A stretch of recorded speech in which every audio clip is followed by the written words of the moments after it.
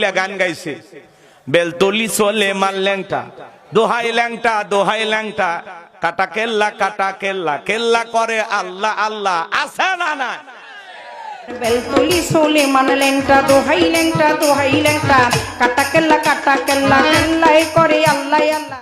সুলাইমান আলাইহিস সালাম একটা নবীর নাম, সেই নবীর নাম নিয়ে কয় বেলতলি সুলাইমান ল্যাংটা। সুলাইমান একটা নবীর নাম, তারে বানাইছে কি ল্যাংটা। নাউজুবিল্লাহ বলবেন না? কি গান! সেগুলো শোনার জন্য মানুষ পাগল হয়ে গেছে। এগুলো গানের মধ্যে শিরিক ঢুকাইছে। কথা বলেন ভাই, এগুলোকে জুতা পিটা করা উচিত। নবীর নাম নিয়ে তামাশা। পীর সাহেব যদি ল্যাংটা হয় তাহলে মুরিদের গায়ে কি আর কিছু থাকবে? সেই ল্যাংটার ওখানে নাকি মেলা বসছে, কত মাজার, তাকায় দেখেন গাঁজা খাওয়ার আসর। কথা বলে না কেন ভাই? এই যে পাকশি, কুষ্টিয়া, লালন শাহ, হাজার হাজার মন গাঁজা খা। বগুড়া মহস্তার নাম শুনছেন? শেষ বৈশাখে সেই চমক, খালি গাঁজার কলকি টান মারে, এমন কায়দায় ধোঁয়া ছাড়ে, রাস্তায় পুলিশ দাঁড়িয়ে থেকে বলতেছে মনে হয় ওরসের রান্না চলছে। নারী পুরুষ একত্রে হইয়া, আমি নিজের চোখে দেখছি। কথা কয় না কথা। একবার আমি মস্তানে গিয়েছিলাম, আমার এক বন্ধু আছে, বলতেছে দোস্ত জীবনে কোনোদিন দেখি নাই, বহুদিন আগের কথা, কথা বোঝেন নাই তো। বলতেছে চল দোস্ত একটু দেখি ঘটনা ওরা কি করে, একটু দেখি। তখন যা দেখলাম, বাপ রে বাপ, দলকে দল 20 জন 30 জন মিলে এক জায়গায়, একজন কলকির টান মারে আর একজনকে দেয়, আর একজন খায় আর একজনকে দিচ্ছে। আমি বললাম এগুলো কি খাচ্ছেন? কয় সিদ্ধি খাচ্ছি। সিদ্ধি খাইলে নিজে পবিত্র হয়। গাঁজা খাইয়ে বলে পবিত্র হয়। আছে না না? গাজার কলকির টান মারিয়া ধুয়ে সেরে বলতেছে কয় আমি এখন বিমান চালাচ্ছি। আছে না নাই? গাজা খাইয়া কত পোলাপান আছে, এগুলোতে যায়া ওরাও গাজা খায়। রাগ করতেছেন আপনারা? এগুলো ভণ্ডপীরদের কাছে যাওয়া যাবে? এগুলো দরবারে যাওয়া যাবে? হ্যাঁ, যেখানে গাজার আসর বসবে প্রশাসনের দায়িত্ব এগুলো কি করা, তুলে দেবে, সেখান থেকে কন্ট্রোল করবে যে তোমরা এখানে কেন গাঁজা খাইতেছো। আবার এদের যুক্তি আছে, কয় আল্লাহ পৃথিবীতে এত গাছ গছালি বানাইছে, গাঁজাও যে একটা গাছ, এটা তো আল্লাহই বানাইছে। তা আল্লাহ যেহেতু বানাইছে, বান্দা খাইলে দোষ হবে না। ফাবিআইয়ি আল্লাহ রব্বিকুম তুকাজ্জিবান। কয় আল্লাহর কোন নিয়ামতকে অস্বীকার করবেন? কয় গাঁজার গাছও একটা নিয়ামত। জোরে কর নাউজুবিল্লাহ। আছে না না? ভণ্ডদের কাছে ভণ্ড দলিল। ওই যে একজন কইছে না, কুল আউযু বিরাব্বিন নাস মালিকিন নাস ইলাহিন নাস, আল্লাহও নাছে ফেরেশতাও নাছে। আল্লাহ খালি নাসার কথাই কইছে, কোরআনেই তো নাসার কথা আছে। নাউজুবিল্লাহ। কোন এই নাস মানে নাকি নাসানাসি? এরকম ভণ্ড আছে না না? এই ভণ্ডদের কাছে যাওয়া যাবে না। হক্কানি আল্লাহ ওয়ালাদের সোহবতে যাবেন। যেই পীরের পা থেকে মাথা পর্যন্ত নবীর সুন্নত দিয়ে ঢাকা, যার চেহারার দিকে তাকাইলে আল্লাহর কথা স্মরণ হয়। অকুনু মাস সাদিকিন, তোমরা সত্যবাদীদের সঙ্গী হও। কথা বলে ডেকে না? যেই পীর নিজের ইমামতিতে মুরিদদেরকে নামাজ আদায় করে, যেই পীরের দরবারে কোন মহিলা মুরিদ নাই। কথা বলেন, মহিলা থাকলে ঝামেলা। কথা কয় না? দোয়া করে দিব নাকি? নাকি আপনারাও ল্যাংটার দলের লোক? কি বেলতলি সোলেমান ল্যাংটা? দোহাই ল্যাংটা দোহাই ল্যাংটা। আহারে কি গান! জাতিকে মুশরিক বানাইছে, শিরিকের দিকে ধাবিত করতেছে। কথা বলেন ঠিক কিনা? এরা এই সমাজের মানুষগুলোকে গুনাহের দিকে হাত ছানি দিয়ে রাখতেছে। কথা বলে ঠিক কিনা? নারী পুরুষ একত্রে হইয়া ডুগি তবলা বাজায়, গান গায়, জিকির করে। কই পানির ভিতর জ্বললে বাতি, ঝড় বাতাসেও নেবে না। ল্যাংটা বাবার মুরিদ হইলে নামাজ রোজা লাগে না। তোর বাবা যদি ল্যাংটা থাকে, তোর কপালে অনেক দুঃখ আছে। কথা বলেন ভাই? এমনও পীর আছে কয় এক ওয়াক্ত নামাজ পড়া লাগবে না, সিজদার মতো একটা সিজদা দিবি জান্নাত পার হয়ে জাহান্নামে পড়বি। আছে না নাই? হাই রে ভণ্ড রে ভাই, নারী পুরুষ একত্রে হয়ে গান গা। মুসলমানের সন্তান হিসাবে এগুলো মাজার পূজা করবেন না। মাদ্রাসায় টাকা দেন না, আর মাজারে যায় দান বক্সে টাকা ফেলতেছে। কথা কন, এতিম বাচ্চারা খাবার পায় না, আর গরু ছাগল যায় দেন কোথায়, দেন কোথায়? এ কথা কয় না কেন? না মাজারে যা গরু ছাগল দিয়ে আসে, আর এতিমখানা বাচ্চা, মাদ্রাসার বাচ্চাগুলো এদেরকে খাওয়ান, এদেরকে মেহমানদারি করান। আল্লাহর কোরআনের এই প্রেমিক ছোট ছোট পাখিদেরকে, কোরআনের পাখিদেরকে মেহমানদারি করান, আল্লাহর আরশ খুশি হবে। কথা বলে ঠিক না? আর কপাল পোড়া গরু ছাগল নিয়ে পীর সাহেবের কাছে গেছে, আর পীর সাহেব কি করে? দুই একটা জব করে খাওয়ায়, বাকি হাজার হাজার গরু ছাগল বিক্রি করিয়া ব্যাংকের অ্যাকাউন্টে টাকা জমায়। একটা গরিব মুরিদ অসুস্থ হলে কোন পীর 2-1 লাখ টাকা দিয়ে সহযোগিতা করে না। ওটা কিসের পীর? ওটা টাটকা ভণ্ড পীর। যারা তারা দুনিয়ার লোভ থাকবে না। পীরেরা আল্লাহওয়ালা, ওরা স্বার্থ লোভী না, ওরা মানুষকে দিতে ভালোবাসে। কথা কন। যাক, 2-1 মিনিট বললাম, রাগ কি করছেন? কইরেন না। যে বাংলাদেশ এখন সংবিধানের বাইরে চলে না, এমন একটা সংবিধান যা মোটামুটি মানে কঠিন সংবিধান। এরকম একটা দেশে আমরা বর্তমানে অবস্থান করতেছি। আলহামদুলিল্লাহ, এখন সংবিধান অনুযায়ী রাত 12টার পরে ওয়াজ করা যাবে কিনা এটাও শোনা লাগবে নাকি কন? অবস্থা এরকম হয়ে গেছে। যারা দাঁড়িয়ে আছেন ভাই বসেন। কোরআনের মহব্বতে যারা দূর দূরান্ত থেকে ছুটে এসেছেন, দোকানপাটে এখানে সেখানে অনেক অপচয়, সময় নষ্ট হয়েছে। আর দেরি না করে মেহেরবানি করে মাহফিলে চলে আসুন। আলহামদুলিল্লাহ, অনেক ভাইরা চলে আসতেছেন। মাইকের আওয়াজ যতদূর যায়, ব্রিজের ওপারে যারা আছেন, সেতুর ওই পারে আপনারা চলে আসেন। বাজারে যারা আসেন সবাই চলে আসেন। আমি অল্প সময় কথা বলবো, এরপরে আমাদের ইনশাল্লাহ তবারক রেডি আছে, আপনারা নিয়ে বাড়িতে চলে যাবেন ইনশাল্লাহ। গত বছরে যে আসছিলাম, এর আগে কোন সূরার থেকে ওয়াজ করছিলাম মনে আছে? সূরার নাম কাউসার। মাশাআল্লাহ, মনে রাখছেন তাই না? আচ্ছা, ঠিক আছে। আমি সালাম দিয়ে কথা বলা শুরু করছি। কতক্ষণ আলোচনা করব? ঘন্টাখানিক নাকি 2 ঘন্টা? 2 ঘন্টা শুনবেন? নিয়ত সহি তো নাকি? তাহলে একটু আওয়াজ দিয়ে সহযোগিতা করবেন, ঘুমাইন না। আর যদি বলেন না হুজুর ঘন্টাখানিক ওয়াজ করে দোয়া করে দেন, আপনারাও বাঁচবেন, আমিও বাঁচব। বোঝেন নাই? পড়ুন রব্বানা লাকাল হামদ হামদান কাসীরান তাইয়িবান মুবারাকান ফি। লক্ষ কোটি দরুদ সালাম মানবতার শ্রেষ্ঠ বন্ধু বিশ্ব নবী, বিশ্ব নেতা, যে নবী আইয়ামে জাহিলিয়াতের যুগে আগমন করে অসভ্য মানুষদেরকে সভ্য বানিয়েছেন, অভদ্র মানুষদেরকে ভদ্র বানিয়েছেন। কোরআন নামের সংবিধান দিয়া, কোরআনের রাজ কায়েম করে সোনালী যুগ উপহার দিয়া মদিনার পাক ভূমিতে শায়িত আছেন। সে রাসূলের প্রতি কলিজা ভরা মহাব্বত নিয়ে পড়ছি দরুদ সালাম। সকলেই পড়ুন সাল্লাল্লাহু আলাইহি ওয়াসাল্লাম। সম্মানিত প্রিয় কোরআন প্রেমিক, দিনদার, ইমানদার মুসলমান ভাইয়েরা, আজকের প্রোগ্রামে এই জান্নাতি বাগানের সুন্দর পরিবেশে আসতে পেরে, বসতে পেরে আপনারা খুশি না বেজার? কারা কারা বেজার 2 হাত তুলে দেখান তো দেখি। মাশাআল্লাহ, আপনারা অনেক চালাক মানুষ। শ্রোতারা যদি চালাক হয়, ওয়াজ করে শান্তি পাওয়া যায়। কইতে কলিকাতা বুঝে নেওয়া। আজকের মাহফিলে আসতে পেরে, বসতে পেরে কারা কারা খুশি? মুখে নিয়ে হাসি আওয়াজ দেবে বেশি। আল্লাহ নামের এমন একটি স্লোগান দেবেন, এলাকায় যদি কোনো ইসলাম বিরোধী উই পোকা, সার পোকা, তেলা পোকা থাকে, ওদের কলিজায় যেন কম্পন সৃষ্টি হয়, এমন আওয়াজ তুলতে রাজি আছেন যারা?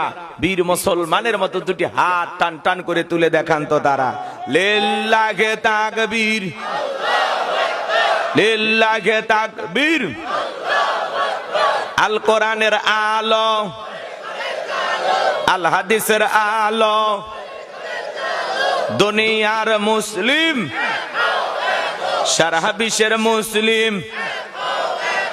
আমার নেতা তোমার নেতা, আমার নেতা তোমার নেতা। লিল্লাহি তাকবীর। আল কোরআনের আলো, আল হাদিসের আলো, দুর্নীতির আলো। হাত নামান। অনেকে ঝোঁকে তালে বলেই ফেলেছেন দুর্নীতির আলো ঘরে ঘরে জ্বালো। বাংলাদেশে দুর্নীতি দমন কমিশন আছে না নাই? এরপরে দুর্নীতি কমেছে নাকি ডিজিটাল কাজে বেড়ে চলেছে? দিন যত করাচ্ছিল দুর্নীতির পাল্লা তত ভারী হচ্ছিল। কথা বলে ঠিক না?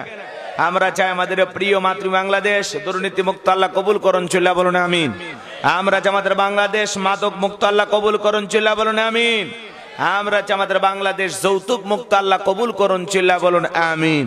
সম্মানিত ভাইয়ের আমার, এইবার ভূমিকা লম্বা কথা নয়, সরাসরি মূল আলোচনায় প্রবেশ করতে চাই। আমি কথা বলবো পবিত্র কোরআনুল কারীমের 41 নম্বর সূরা। কত নাম্বার? সূরাটির নাম হামিম আস-সাজদা। মোট আয়াত আছে 54টি, রুকু আছে 6টি। বিশ্বনবীর মক্কার জিন্দেগিতে আল্লাহ রাব্বুল আলামিন এই সূরাটি নাজিল করেছেন। আমি আপনাদের খেদমতে পবিত্র কোরআনুল কারীমের 41 নম্বর সূরার 30 নম্বর আয়াতে কারিমা আপনাদের সামনে তেলাওয়াত করেছি। আল্লাহ যদি তার এই গোলামকে দয়া করেন, এই আয়াতকে সামনে রেখেই আমি কিছু সময় আপনাদের সামনে কথা বলবো। আল্লাহ যেন তার এই গোলামকে বলার তৌফিক দান করেন, চিল্লা বলুন আমিন। আমার কোনো জ্ঞান নাই, জ্ঞান দেওয়ার মালিক কে? ক্বালু সুবহানাকা লা ইলমা লানা ইল্লা মা আল্লামতানা ইন্নাকা আনতাল আলিমুল হাকীম। বলুন সুবহানাল্লাহ। জ্ঞান দেওয়ার মালিক কে? আল্লাহর কাছে দয়া করুণা ভিক্ষা চেয়ে আমি আলোচনা শুরু করছি। যেহেতু গভীর রাত, ভূমিকাতে লম্বা কথা না বলি, আমি ডাইরেক্ট আলোচনা শুরু করতে চাই। আপনাদের কষ্ট হবে? একটু তাকবীর দেন, লিল্লাহি তাকবীর। তাহলে সূরাটির নাম হামিম আস-সাজদা। মনে থাকবে তো ইনশাআল্লাহ? মোট আয়াত কত? 54টি, রুকু আছে 6টি। কোরআনুল কারীমের কত নাম্বার সূরা? 41 নম্বর সূরা। জবান ছেড়ে সবাই একটু মহব্বত আর ভালোবাসা নিয়ে আমার সঙ্গে তেলাওয়াত করুন। আউযু বিল্লাহি মিনাশ শাইতানির রাজীম। বিসমিল্লাহির রাহমানির রহিম। বিতাড়িত মুরতাদ শয়তানের কাছ থেকে আল্লাহ পাকের কাছে আশ্রয় প্রার্থনা চাচ্ছি। পরম করুণাময় দয়ালু আল্লাহ তাআলার নামে শুরু করছি।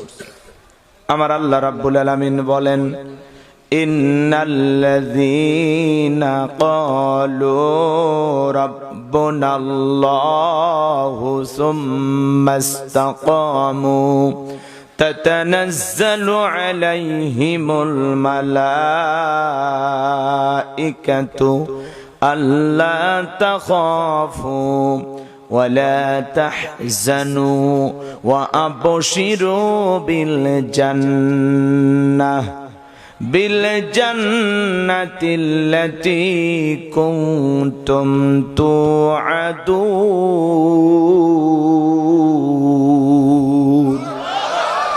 আরেকটু জোরে বলুন আল্লাহু আকবার। যে কোনো আয়াত বা সূরার তাফসীর করতে হলে কোন প্রেক্ষাপটে কোন সময় আল্লাহ তাআলা সেই আয়াতটি বা সূরাটি নাজিল করেছেন, সেই নাজিলের প্রেক্ষাপট জানার দরকার আছে না নাই? আরবিতে বলা হয় শানে নজুল। যদি শানে নজুল আলোচনা করা হয় তাহলে তাফসীর বুঝতে সহজ হয়। তাহলে এই আয়াতি কারিমাগুলো কোন সময় কোন প্রেক্ষাপটে আল্লাহ তাআলা নাজিল করেছেন একটু জানার দরকার আছে না নাই? আমি কি বলবো? একটু আওয়াজ দেওয়ার সহযোগিতা করবেন। আমি করবো আওয়াজ, আপনারা দেবেন আওয়াজ, জবাব দিবেন ঠিক ঠিক। আলোচনা হবে কমপ্লিট। শ্রোতাদের স্পিরিটে বারে বক্তার হিট, আলোচনা হবে জায়গা মতো ফিট। আগে বলতাম কিছু আছে প্যান্ডেলে, কিছু আছে অ্যাঙ্গেলে। এখন আর অ্যাঙ্গেলে না, যা বলবো সব ডাইরেক্ট। অ্যাঙ্গেলে বলার দিন শেষ, ডাইরেক্ট বলার বাংলাদেশ। কথা বলে ঠিক কিনা? আগে মহিলা ছিল প্রধানমন্ত্রী, কিছু কইলে মন খারাপ করতো, রাগ করতো, অভিমান করতো, কথা কয় না। এখন হয়েছে পুরুষ প্রধানমন্ত্রী, কিছু কইলে রাগ করবে না। কথা বলেন না কেন? দিন বদলাইছে না? হ্যাঁ, সরকার দলীয় নেতাও পুরুষ, বিরোধী দলীয় নেতাও পুরুষ, স্পিকারও পুরুষ। কথা কয়।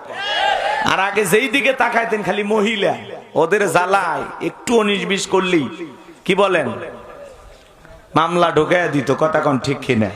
তো যাই হোক, আল্লাহ আমাদের দিন বদলাইছে। আল্লাহর দয়া আমরা দিন পাল্টাইতে পারছি, সবই মালিকের দয়া। এজন্য একটু আওয়াজ দিয়ে বুঝাবেন যে আপনারা পুরুষ।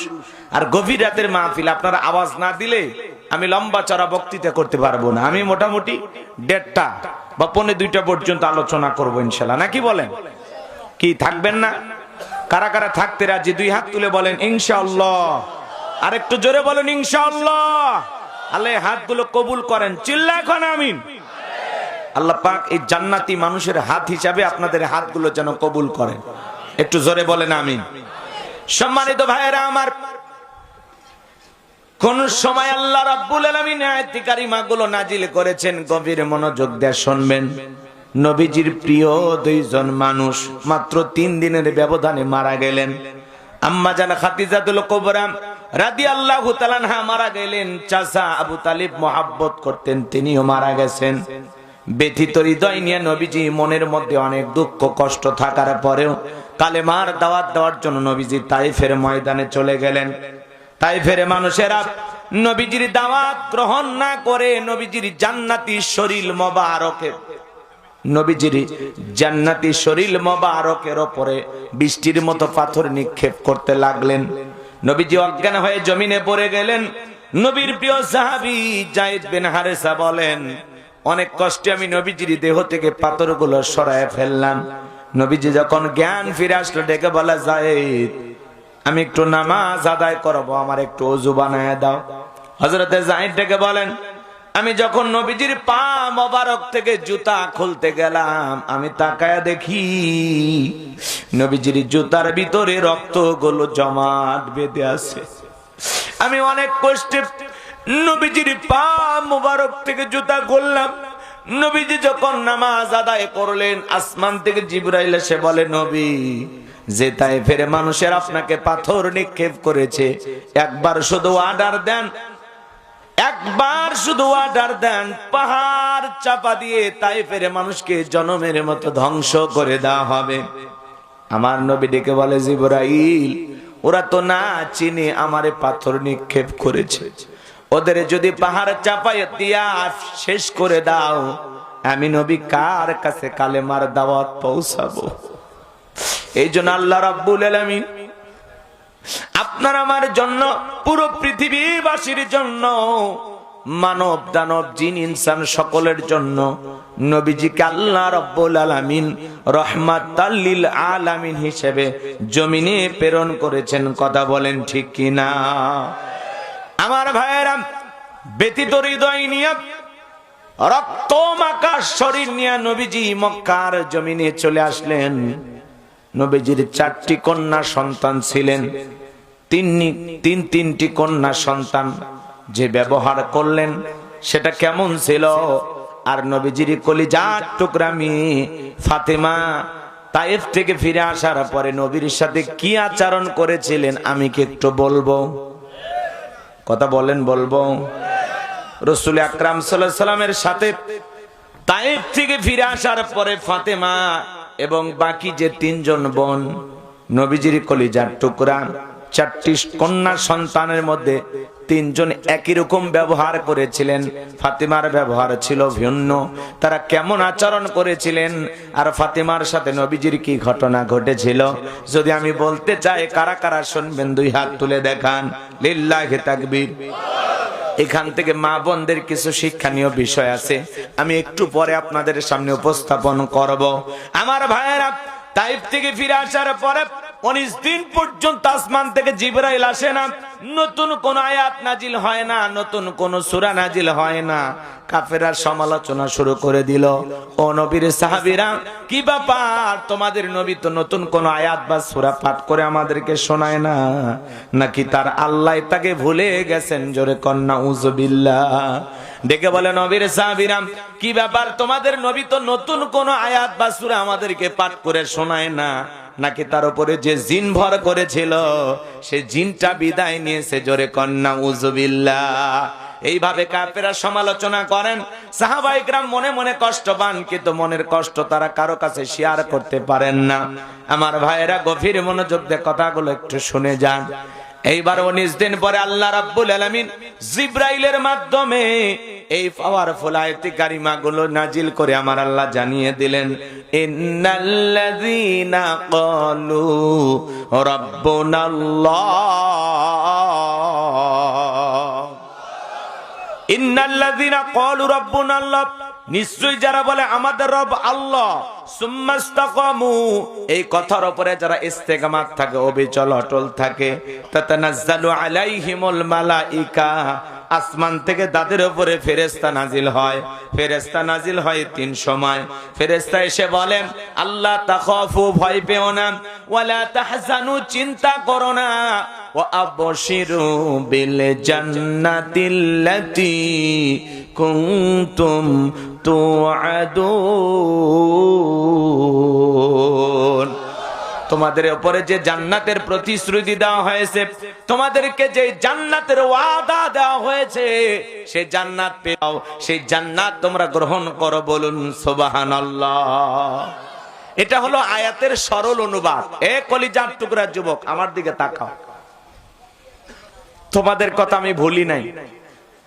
তোমরা যুবক, তোমরা কষ্ট করে মাহফিলে আসছো, তোমাদের জন্য কি আলোচনা হবে না? যুবকদের জন্য স্পেশাল কিছু আলোচনা মাথার মেমোরিতে সেভ করা আছে, সময় মতো ডাউনলোড দিয়ে শোনায় দেবো ইনশাআল্লাহ। যুবক, তুমি যে আলোচনা খুঁজতেছো, ওইটা হয়তো 1 ঘন্টা 30 মিনিট পরে শুরু হতে পারে। কখন কি আলোচনা হবে আমি নিজেও জানি না, একটু অপেক্ষা করেন। মা বোনদের জন্য আলোচনা হওয়ার দরকার আছে না? না, আপনারা কি মাহফিলে একাই দান করেন না মহিলারাও দান করে? তাহলে ওদের হক নাই? জি, মা বোনদের আলোচনা করে তাদেরও প্রাপ্য তাদেরকে বুঝিয়ে দেওয়া হবে ইনশাআল্লাহ। এই ভাই, কষ্ট হইলে ওইটা ঘুরায় দিবে, আমি আগে বলছি, চেনচেন যেন না হয়। আমার ভাইয়েরা গভীর মনোযোগ দিয়ে কথাগুলো শুনে যান। আওয়াজ কি স্পষ্ট বোঝা যায়? ভিতরে কি মাইক ঠিকঠাক চলতেছে? আপনাদের সমস্যা হচ্ছে না তো ইনশাআল্লাহ? আচ্ছা, আমার কাছে একটু চেনচেন মনে হচ্ছে। আপনারা কি মনসে তাই বুঝতেছেন না যে একটু চেনচেন মনে হচ্ছে? আওয়াজটা একটু মিষ্টি করতে পারলে ভালো হইতো।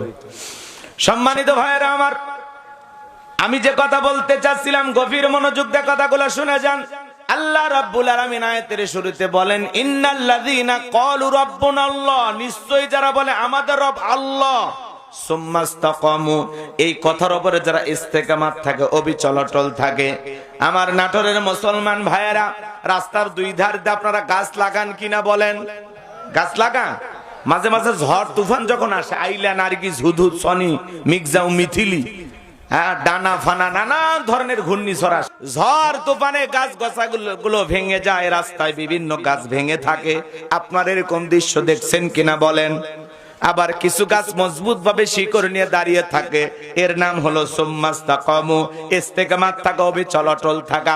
আমার ভাইয়েরা, আপনি যখন বলবেন আমি আল্লাহর গোলাম, আল্লাহ আমার রব, তিনি আমার সব, এই কথার উপরে অবিচল অটল থাকতে গেলে সুম্মাস্তাকামু, ইস্তেকামাত থাকতে হলে, দীর্ঘ থাকতে হলে, মজবুত থাকতে হলে, আপনি যখন বলবেন আল্লাহ আমার রব, আমি সেই রবের গোলাম, আপনি যখন আল্লাহকে রব বলে স্বীকার করবেন, আপনার উপরে মামলা আসতে পারে, হামলা আসতে পারে, নির্যাতন আসতে পারে, আপনাকে ফাঁসির দড়িতে ঝুলাইতে পারে, মিথ্যা মামলা দিয়ে জেলখানায় বন্দী করতে পারে, রিমান্ডে নিতে পারে।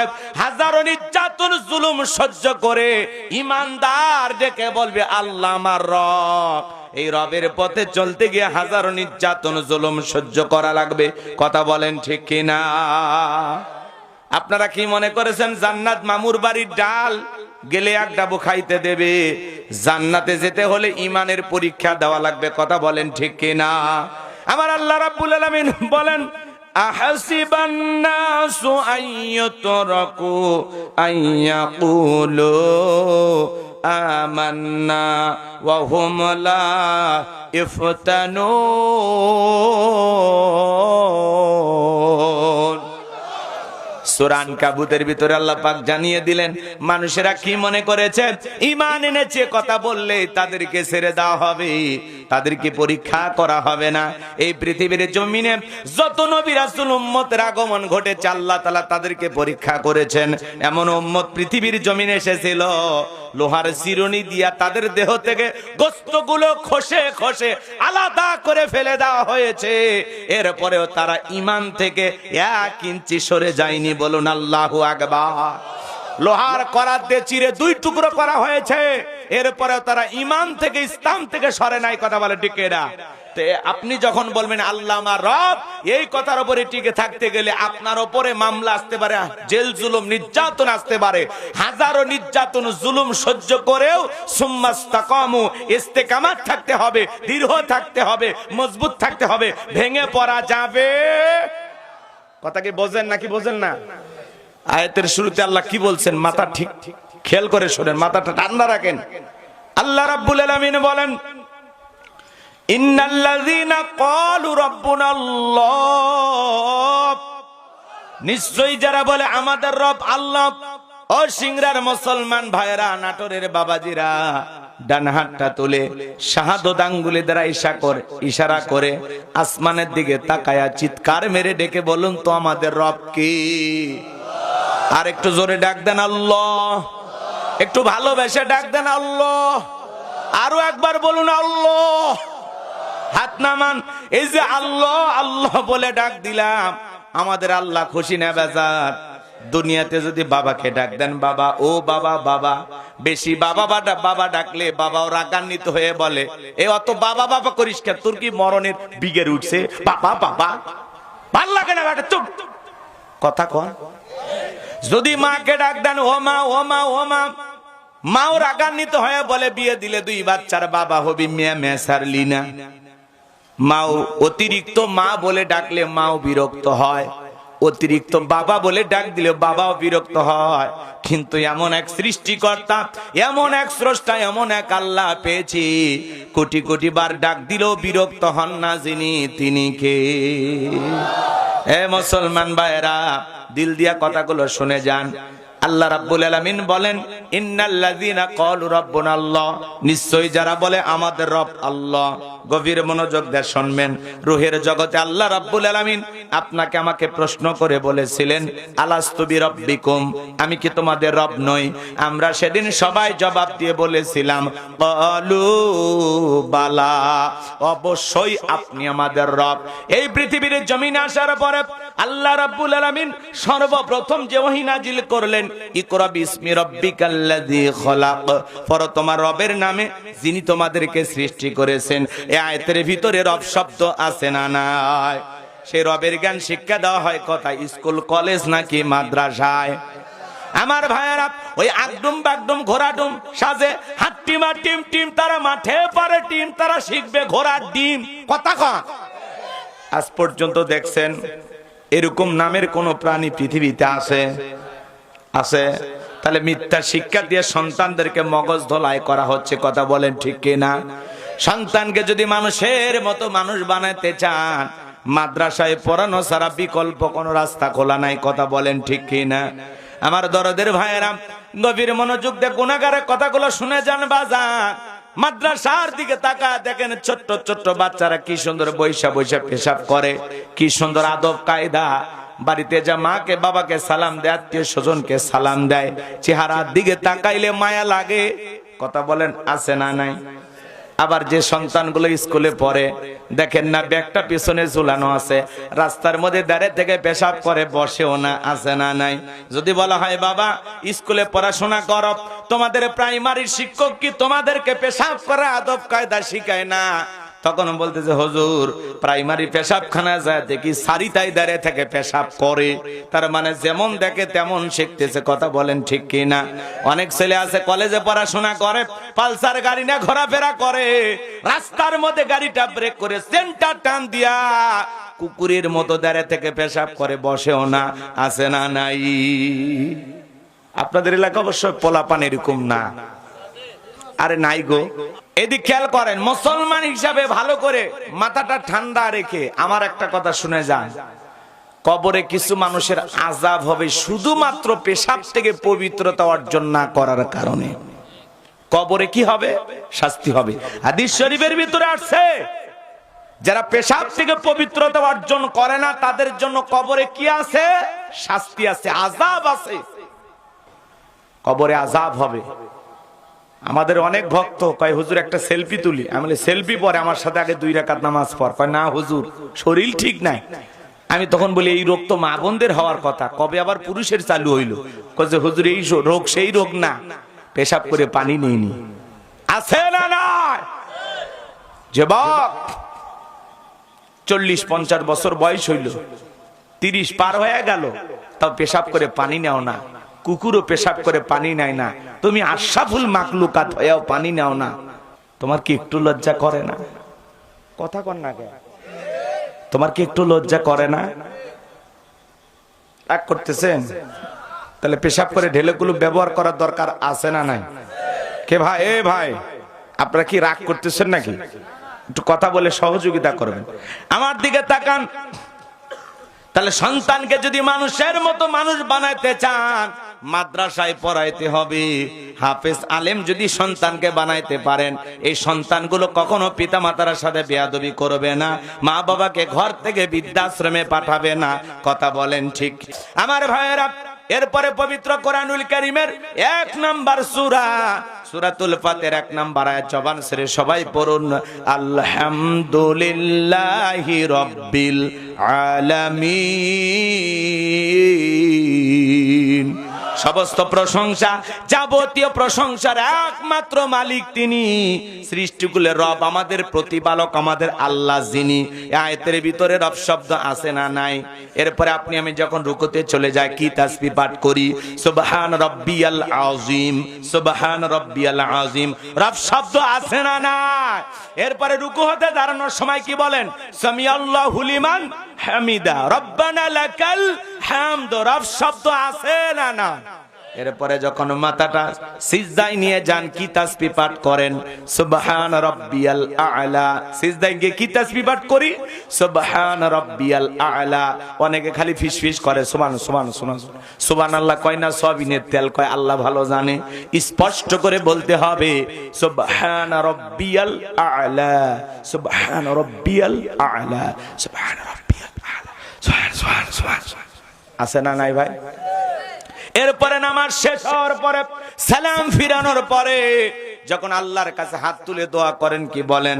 রব্বানা আতিনা ফিদ দুনিয়া হাসানাতাও ওয়া ফিল আখিরাতি হাসানাতাও ওয়া কিনা আযাবান নার। সূরা বাকারার 201 নাম্বার আয়াত। আল্লাহর কাছে ডেকে বলি, হে আমাদের রব, আমাদেরকে দুনিয়ার কল্যাণ দান করো, আখিরাতের কল্যাণ দান করো, এই কঠিন জাহান্নামের আগুন থেকে আমাদের মুক্তি দাও। তাহলে ইহকাল পরকালের কল্যাণ দেওয়ার মালিক কে? জাহান্নামের আগুন থেকে মুক্তি দেওয়ার মালিক কে? শোনেন, মজা পাবেন। রব সম্পর্কে আমি কথা বলতেছি, আমার দিকে তাকান। আমার ভাইয়েরা, পবিত্র কোরআনুল কারীমের 114 নাম্বার সূরা, সূরাটির নাম নাস, তার 1 নাম্বার আয়াত, কুল আউযু বিরাব্বিন নাস।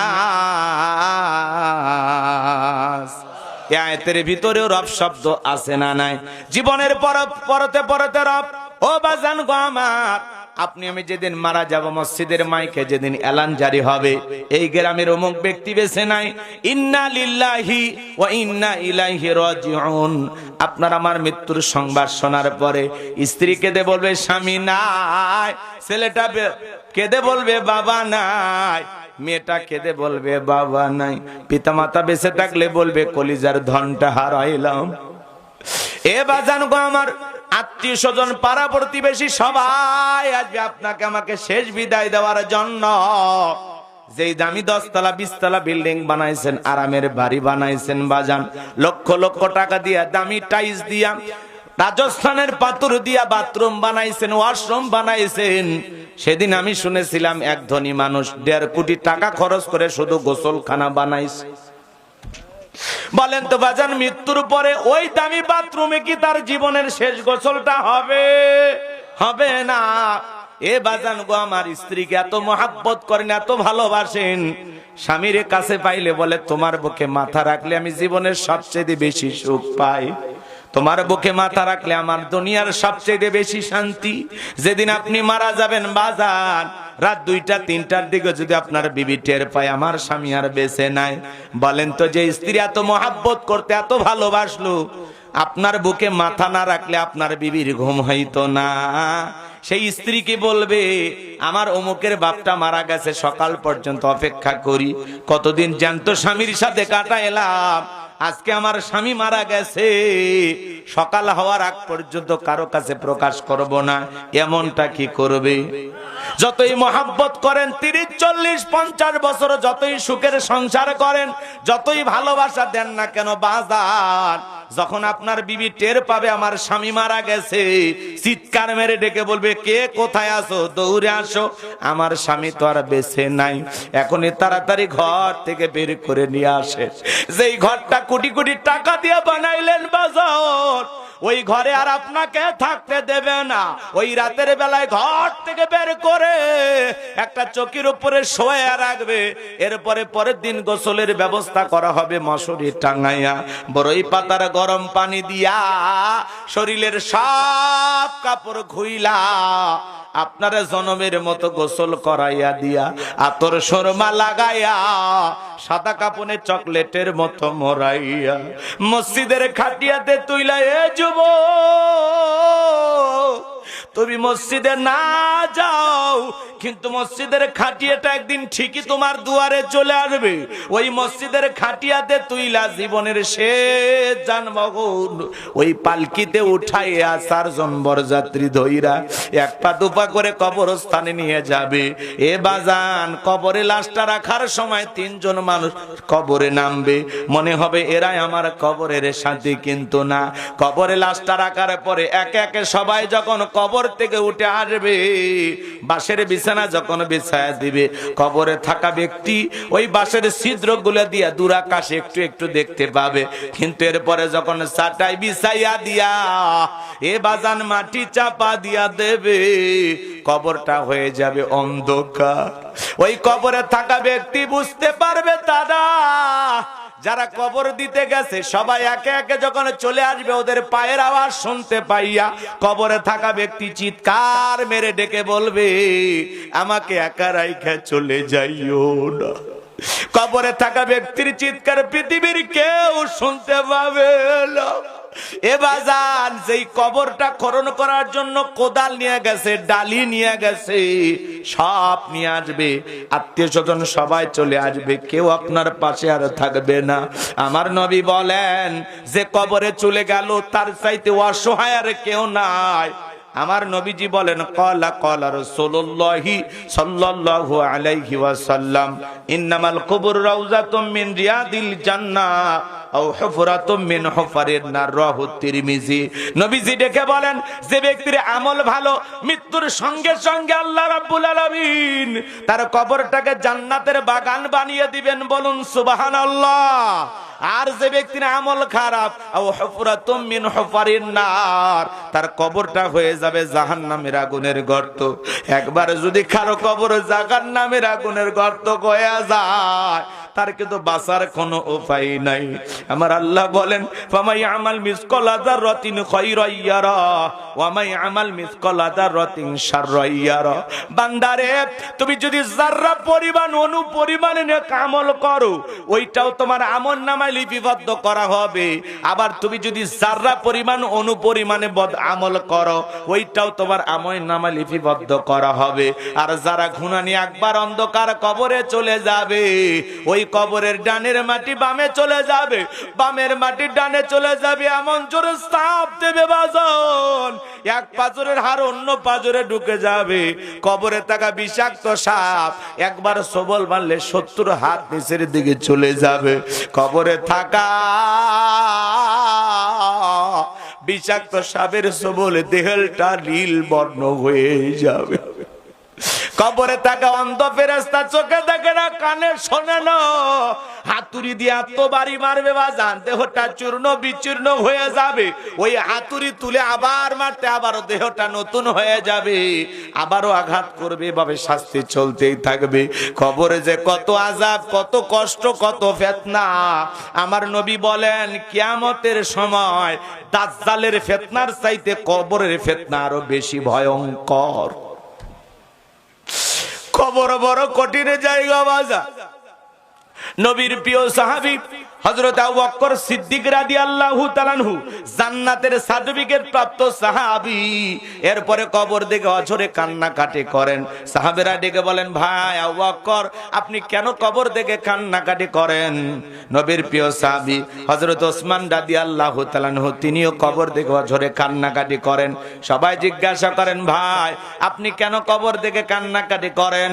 হযরত ওসমান রাদিয়াল্লাহু তাআলা ডেকে বলেন, এই কবর হলো প্রত্যেকটা মানুষের প্রথম স্টেশন, প্রথম ঘাঁটি। এই কবরে 3টি প্রশ্ন করা হবে, যে সঠিক উত্তর দিতে পারবে তার মিজান ফুলসিরাতে কোনো টেনশন নাই, যে উত্তর দিতে পারবে না তার বাঁচার কিন্তু কোনো উপায় নাই। ওই কবরের ভিতরে 1 নাম্বার প্রশ্ন করা হবে, মার রব্বুকা, তোমার রব কে? প্রশ্নের ভিতরে রব শব্দ আছে না নাই? কবরের 1 নাম্বার প্রশ্ন, মার রব্বুকা, তোমার রব কে? এই দুনিয়ার জমিনে রবের গোলামি করেছে যারা, আল্লাহর সাথে সম্পর্ক স্থাপন করেছে যারা, খাঁটি মুমিন মুত্তাকি যারা, কোরআন সুন্নাহ মোতাবেক চলেছে যারা, আল্লাহর সে সমস্ত নেককার বান্দাদেরকে যখন জিজ্ঞাসা করা হবে মার রব্বুকা, ওই নেককার মুমিন মুত্তাকি জবাব দিয়ে বলবে, রব্বি আল্লাহ, রব্বি আল্লাহ, আমার রব আমার আল্লাহ, আল্লাহু আকবার। কিন্তু যাদের রবের সাথে সম্পর্ক ছিল না, যারা বলে খাও দাও ফুর্তি করো, দুনিয়াটা মস্ত বড়, দুনিয়ার রং তামাশায় যারা ব্যস্ত ছিল, পাপের সাগরে যারা হাবুডুবু খেয়েছিল, এ বাজান জীবনে কোনোদিন আপনি মসজিদে গেলেন না, রবের সাথে সম্পর্ক হবে কেমনে? কথা বোঝেন নাই? আপনি অফিসে গেলে তো বসকে চিনবেন, তাই না? কথা বোঝেন না? 5 ওয়াক্ত সালাত এটা রবের বাধ্যতামূলক ওয়াদা। আমরা আল্লাহর গোলাম, আল্লাহ ওয়াদার দিয়েছেন যে বান্দা 5 ওয়াক্ত সালাত আদায় করতে হবে। তাহলে আল্লাহর ওয়াদার মোতাবেক আমরা চলবো নাকি আমাদের ওয়াদার মোতাবেক আল্লাহ চলবে? কারণ আমরা হলাম গোলাম। এই পৃথিবীতে আল্লাহ আপনাকে আমাকে পাঠিয়েছেন তার গোলামি করার জন্য। ওমা খলাকতুল জিন্না ওয়াল ইনসা ইল্লা লিয়াবুদুন, আমি মানব জাতি আর জিন জাতিকে সৃষ্টি করেছি শুধুমাত্র কেবলমাত্র আমি আল্লাহর দাসত্ব আর গোলামি করার জন্য। এই পৃথিবীতে আসছে মানুষ আল্লাহ তাআলার গোলামি করার জন্য, আর আল্লাহ তাআলা আপনাকে আমাকে বানিয়েছেন তার খলিফা, প্রতিনিধি হিসাবে। কথা বলে ঠিক না? এই গোলামির বেতন কি? এই গোলামির বেতন হলো জান্নাত। সুবহানাল্লাহ কর। যারা পৃথিবীতে আল্লাহর গোলামি করবে, এই গোলামির বেতন হিসাবে আল্লাহ জান্নাত দেবেন। শুধু কি বেতন পাইলে হবে? বোনাস লাগবে না। বোনাস হলো যারা জান্নাতে যাবে তাদের সাথে আল্লাহ তাআলা সাক্ষাৎ করবেন। দিদার ইলাহি, জান্নাতীদের সবচাইতে বড় সৌভাগ্য হলো আল্লাহর সাথে সাক্ষাৎ। সুবহানাল্লাহ। কার সাথে সাক্ষাৎ? এখন তাহাজ্জুদের সময় চলতেছে, গভীর নিশীতে আল্লাহ তাআলা প্রথম আসমানে চলে আসে। কোন জায়গায়? মালিককে আমরা আজকের মাহফিল থেকে বলি, আল্লাহ যেদিন তুমি জান্নাতে জান্নাতীদের সাথে সাক্ষাৎ করবা, ওই দিন জান্নাতের কোন একটি কোণায় আমাদের জন্য জায়গা করে দিও। চিল্লায় কোন আমিন। আর একটু জোরে বলেন আমিন। আমার ভাইয়েরা শোনেন, তাহলে দুনিয়াতে আল্লাহর গোলামি করতে হবে, আল্লাহর বিধান মোতাবেক জীবন সাজাইতে হবে, পরিবার সাজাইতে হবে, সমাজ রাষ্ট্র সাজাইতে হবে। কথা বলেন ঠিক কিনা? আমার দিকে তাকান আমার ভাইয়েরা, যারা গুনাহ নিয়ে অন্ধকার কবরে যাবে তাদেরকে যখন প্রশ্ন করা হবে মার রব্বুকা, আল্লাহর অবাধ্য নাফরমান গুনাহগার বান্দারা ফেল করে তাকিয়ে থাকবে, উত্তর দেওয়ার ক্ষমতা তাদের থাকবে না। কবর বড় কঠিন জায়গা। তারা ফেল করে তাকিয়ে থাকবে, উত্তর দেওয়ার ক্ষমতা থাকবে না। এই জন্য কবর বড় কঠিন জায়গা। কবর কিন্তু জায়গা ভালো না। কথা বলেন, জায়গা ভালো? 6 দিন পরে নখ কষে যাবে, 9 দিন পরে চুল। কবর গায়ের সামান নিতে কইরো না কেউ ভুল। কবর জায়গা ভালো নয়, কবর জায়গা ভালো নয়।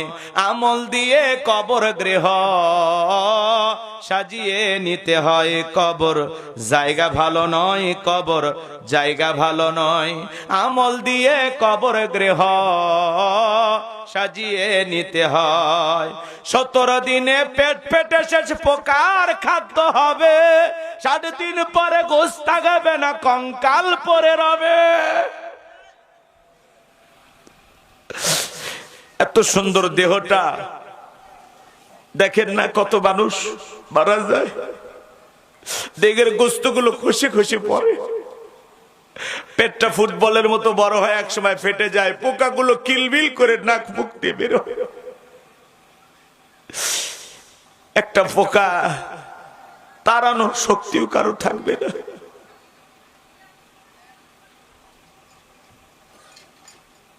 যারা আমলের মেডিসিন নিয়ে আল্লাহর প্রিয় গোলাম হয়ে কবরে ঘুমাবে তাদের কিচ্ছু হবে না। কত মানুষের কবর ভেঙে যায় দেখেন না, শত বছর আগে কবর দিছে, যেমন লাশ তেমনই আছে, কাফনের কাপড়টাও ময়লা হয়নি। সুবহানাল্লাহ। কি বলেন, দুনিয়াতে দেখেন নাই? দেখেন নাই? আল্লাহ যেন আমাদের সবাইকে আমলের মেডিসিন নিয়ে কবরে ঘুমানোর তৌফিক দান করেন। জোরে বলেন আমিন। 17 দিনে পেট ফেটে শেষে পোকার খাদ্য হবে, 3.5 পরে গোস্ত থাকবে না, কঙ্কাল পরে রবে। 90 দিন হাড়গুলি সব আলাদা গয়ে রয়। কবর জায়গা ভালো নয়, কবর জায়গা ভালো নয়। আমল দিয়ে